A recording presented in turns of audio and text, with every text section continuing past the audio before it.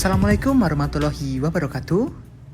Halo teman-teman semua, gimana kabarnya? Semoga baik-baik aja ya. Nah, kembali lagi nih sama saya, Andri Fajar Triyono, yang pada kesempatan kali ini akan ngobrol-ngobrol seputar dunia olahraga, khususnya langsung pada atlet dan tim. Kalau ngomong tentang atlet, banyak banget bahkan kurang deh rasanya kalau saya membahasnya hanya dalam satu kesempatan. Misalnya kita ngomongin soal sportif. Kedengarannya mudah, tapi banyak juga loh atlet yang susah buat melakukan hal itu. Maka dari itu, menarik banget kalau saya bahas mendalam tentang tema ini. Tapi sebelum kita masuk ke pembahasan, saya akan terus mengingatkan ke teman-teman untuk selalu menjaga kondisi di mana masa pandemi ini agar selalu diberi kesehatan. Oh iya, jangan lupa untuk terus bersyukur ya apapun keadaannya. Berperilaku sportif saat bermain. Temanya tuh simple banget, tapi menarik banget loh buat diobrolin. Karena faktanya banyak banget atlet gak ngelakuin itu. Dari artinya sendiri sih simple, sportif. Atlet cuma dituntut agar tidak curang dan mampu mengontrol emosi.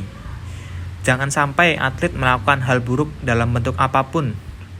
Misalnya, melakukan aksi kasar atau hal yang berlebihan. Lebih parahnya pas atlet yang melakukan kecurangan itu menyombongkan diri ketika menang.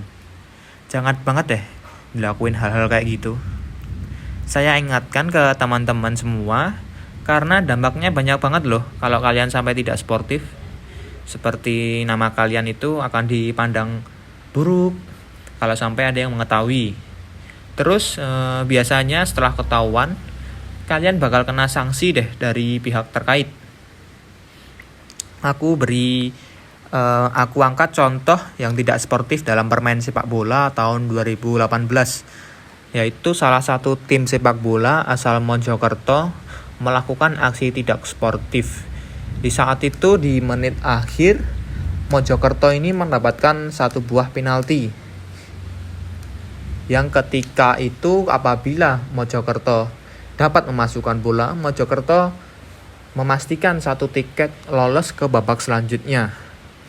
Karena ada oknum di dalam pertandingan tersebut, Mojokerto disuruh untuk mengalah di pertandingan waktu itu. Dan salah satu pemain itu mengambil penalti, mendapat instruksi dari pinggir lapangan agar bola itu tidak usah dimasukkan ke gawang lawan. Nah, benar saja, penalti tersebut sengaja banget tidak dimasukkan ke gawang lawan karena sudah ada instruksi atau suruhan dari pinggir lapangan untuk membuat agar Mojokerto ini tidak menang. Dan salah satunya membuat Mojokerto mendapat sanksi dari Komite Disiplin PSSI. Seingat saya sih 2 tahun tidak bisa ikut bertanding di kejuaraan Liga di Indonesia ini ya. Nah, itu salah satu contoh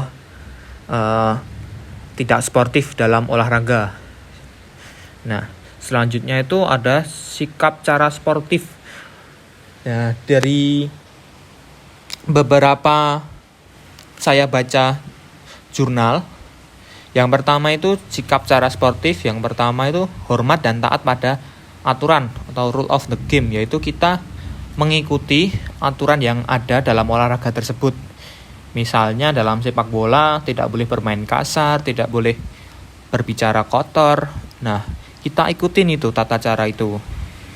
Nah, yang kedua, perlakukan seseorang seperti kita ingin diperlakukan. Misalnya kita tidak ingin dikasarin, jadi kita tidak boleh juga mengasarin tim lawan. Seperti itu teman-teman. Yang ketiga, hargai diri sendiri atau tim dan juga lawan. Jadi kita menghargai tim kita sendiri dengan cara kita harus berjuang benar-benar untuk tim kita. Bukan ada maksud tertentu berjuangnya. Dan kita harus menghargai juga lawan. Ketika kita menang, kita tidak boleh menyombongkan kemenangan kita di depan lawan kita. Seperti itu teman-teman.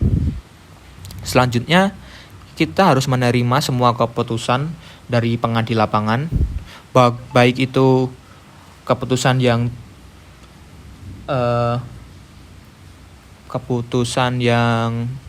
tidak bijak untuk tim kita harus menerima dengan lapang dada, teman-teman.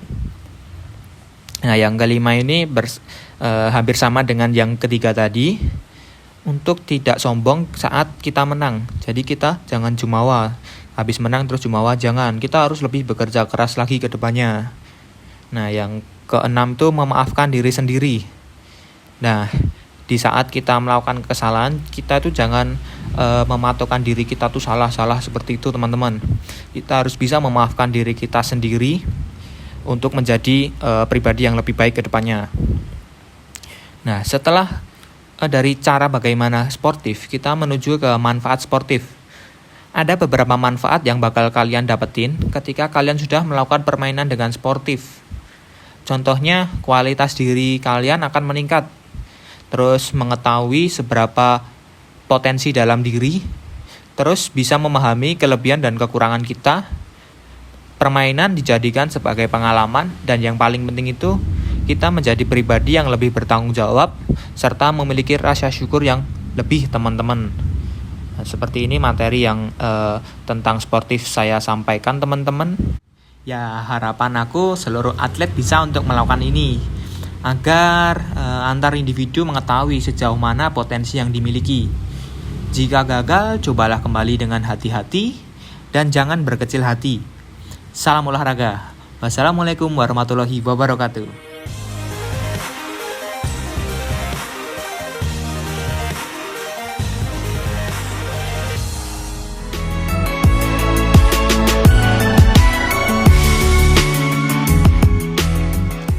Halo teman-teman semua. Ketemu lagi nih sama aku, Andri Fajar Triyono. Gimana kali ini kabarnya, teman-teman? Nah, semoga tetap baik-baik aja ya. Pada kesempatan sebelumnya, kita ngobrol-ngobrol mengenai dunia olahraga, khususnya di ranah sportif dalam bermain ya, teman-teman. Nah, pada kesempatan kali ini, tema kita itu agak berbeda nih, teman-teman. Tema kita kali ini bertanggung jawab terhadap keselamatan dan kemajuan diri sendiri dan orang lain, terus bertanggung jawab terhadap lingkungan sekitar, serta tanggung jawab penggunaan sarana dan prasarana pembelajaran. Nah, menarik banget ya kan teman-teman tema kali ini. Tapi sebelum kita masuk ke pembahasan, aku akan selalu ingetin ke teman-teman semua untuk selalu menjaga kesehatan di masa seperti ini dan tetap bersyukur apapun keadaannya. Oke teman-teman?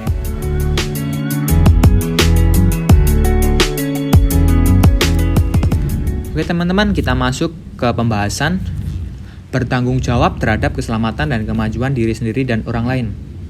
Teman-teman udah pada tahu kan gimana itu arti tanggung jawab? Nah, tanggung jawab adalah sikap atau perilaku untuk melakukan sesuatu dengan sungguh-sungguh dan siap menanggung segala resiko dan perbuatannya. Nah, kalau ngomongin tanggung jawab terhadap keselamatan diri sendiri dan orang lain tuh maksudnya kita harus bisa mengerti kondisi dan situasi. Jangan kita memaksakan kehendak kita hanya untuk ego pribadi kita. Dan kita juga harus memikirkan resiko yang bakal dialami orang lain. Jadi, kita harus pandai-pandai mengerti situasi dan kondisi. Sama juga halnya dengan tanggung jawab terhadap kemajuan diri sendiri dan orang lain. Tidak boleh ada sikap mengedepankan kepentingan pribadi.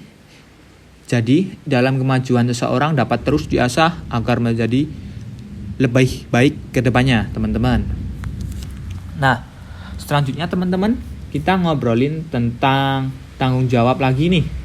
Tapi tanggung jawab terhadap lingkungan sekitar. Kita memiliki peran dan pengaruh penting untuk menjaga lingkungan sekitar. Jika ingin sehat, maka wajib bertanggung jawab untuk membersihkan dan menjaga lingkungan sekitar kita, teman-teman. Lingkungan hidup dan manusia memiliki hubungan yang sangat erat. Keduanya saling memberi dan menerima dampak atau pengaruh satu sama lain.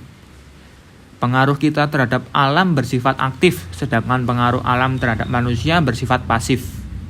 Manusia itu memiliki kemampuan eksploitatif terhadap alam, memanfaatkan sumber daya alam dengan berlebihan. Seperti itu teman-teman. Nah, aku akan memberikan contoh nih sikap tanggung jawab terhadap lingkungan sekitar tuh seperti apa. Yang pertama itu menjaga kelestarian lingkungan sekitar. Salah satu contohnya kita memanfaatkan sumber energi yang maksudnya itu memanfaatkannya harus secukupnya aja teman-teman, tidak boleh yang berlebihan seperti itu. Yang kedua, memanfaatkan teknologi. Pemanfaatan teknologi ini harus mempertimbangkan lingkungan hidup supaya teknologi tersebut enggak merusak alam lingkungan sekitarnya teman-teman. Yang ketiga, mengeksploitasi alam secara berlebihan. Sumber daya alam yang dieksploitasi secara berlebihan akan mendatangkan bencana alam seperti kabut asap, pemanasan global, tanah longsor, dan banjir. Ini sangat merugikan kita teman-teman. Perlu diingat untuk tidak mengeksploitasi secara berlebihan karena adanya keterbatasan sumber daya alam teman-teman. Yang keempat, menggunakan teknologi yang ramah lingkungan. Nah, dengan menggunakan teknologi yang ramah lingkungan ini, maka kebersihan dan kelestarian lingkungan akan terjaga teman-teman. Nah, yang terakhir itu menjaga kebersihan lingkungan. Yaitu contohnya teman-teman tuh tanggung jawab terhadap lingkungan sekitar untuk selalu membersihkan yang simpel aja, mesti seperti kamar teman-teman semua selalu dibersihkan seperti itu teman-teman. Nah, selanjutnya untuk topik yang ketiga ini tanggung jawab terhadap sarana dan prasarana pembelajaran teman-teman. Nah, pendidikan karakter itu berupa sikap tanggung jawab tidak hanya diberikan kepada peserta didik sebagai pelajar, tetapi semua warga sekolah harus memiliki sikap rasa tanggung jawab dalam melaksanakan tugasnya masing-masing. Salah satu contoh pembentukan karakter terpuji yaitu tanggung jawab adalah adanya tata tertib di sekolah tentang penggunaan dan peminjaman fasilitas atau sarana prasarana. Dengan begitu, semua warga sekolah akan berusaha menaati tata tertib yang telah ditentukan.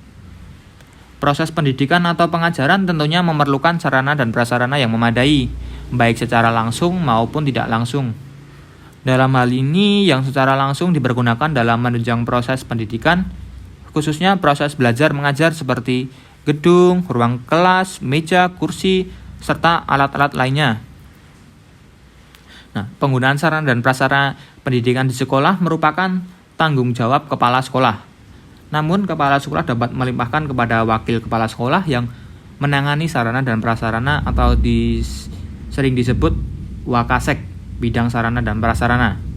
Kepala sekolah hendaknya berupaya untuk mendayagunakan sumber-sumber, baik personal maupun material, secara efektif dan efisien guna menunjang tercapainya tujuan pendidikan di sekolah secara optimal. Nah, sarana dan prasarana pendidikan merupakan instrumen penting dalam pendidikan dan menjadi satu dari 8 standar nasional pendidikan. Kelengkapan sarana dan prasarana pendidikan merupakan salah satu daya tarik bagi calon peserta didik nih teman-teman. Nah, baik guru maupun siswa itu merasa terbantu adanya fasilitas tersebut. Alat-alat pelajaran yang telah digunakan harus diatur kembali. Inilah yang disebut dengan pengaturan kembali atau tanggung jawab pengembalian. Dalam hal inilah semua siswa harus diberikan kesempatan untuk melakukan tanggung jawab ini teman-teman terhadap alat yang dipinjam tadi atau yang digunakan. Yang lebih awal dari itu adalah semua siswa harus diberitahu dan diawasi bagaimana menggunakan sarana prasarana sekolah ini. Banyak sekali ketahanan perabot yang tergantung dari cara pemakaian. Misalnya sekali pakai bisa langsung rusak seperti itu teman-teman. Dengan mengikut sertakan siswa ke dalam pemeliharaan dan pengaturan kembali atau menjaga tanggung jawab sarana prasarana, kita dapat melatih siswa untuk bertanggung jawab terhadap fasilitas sekolah yang ada teman-teman. Nah, contohnya seperti itu teman-teman tentang tanggung jawab yang kita bahas dalam materi ini. Baik teman-teman, gimana pembahasan kali ini? Seru banget ya kan? Dan pada materi ini kita dapat menambah wawasan kita tentang apa itu tanggung jawab. Besar harapan aku, seluruh teman-teman semua ini bisa untuk melakukan tanggung jawab. Dari tanggung jawab yang hal-hal kecil dulu, gak apa-apa teman-teman. Agar teman-teman itu terbiasa oleh hidup yang bertanggung jawab. Oke teman-teman, masih ingat ya teman-teman kata-kata motivasi yang kemarin? Jika gagal, cobalah kembali dengan hati-hati dan jangan berkecil hati. Salam olahraga. Assalamualaikum warahmatullahi wabarakatuh.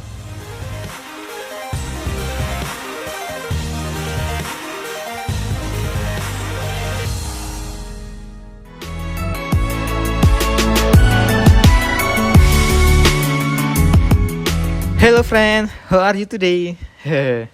Agak berbeda ya teman-teman, aku menyapanya dari episode sebelumnya. Ketemu lagi nih sama aku yang masih sama, Andri Fajar Triyono. Pada kesempatan sebelumnya kita ngobrolin mengenai sportif sama tanggung jawab ya teman-teman. Nah, kali ini pembahasannya agak berbeda jauh. Tapi aku yakin lebih seru ini teman-teman. Sebelum teman-teman tahu, aku mau ngasih pertanyaan nih teman-teman. Kenapa dalam perlombaan olahraga yang dilakukan pria dan wanita itu berbeda? Nah, tentunya banyak banget hal yang menyebabkan kenapa olahraga tersebut jika dilakukan putra maupun putri beda aturannya. Nah, pembahasan kali ini itu mengenai perbedaan teman-teman, khususnya menghargai perbedaan karakteristik individual dalam melakukan berbagai aktivitas fisik teman-teman. Tapi sebelum kita masuk ke pembahasan, aku akan selalu ngingetin ke teman-teman semua untuk selalu menjaga kesehatan dan tetap bersyukur apapun keadaannya. Oke teman-teman?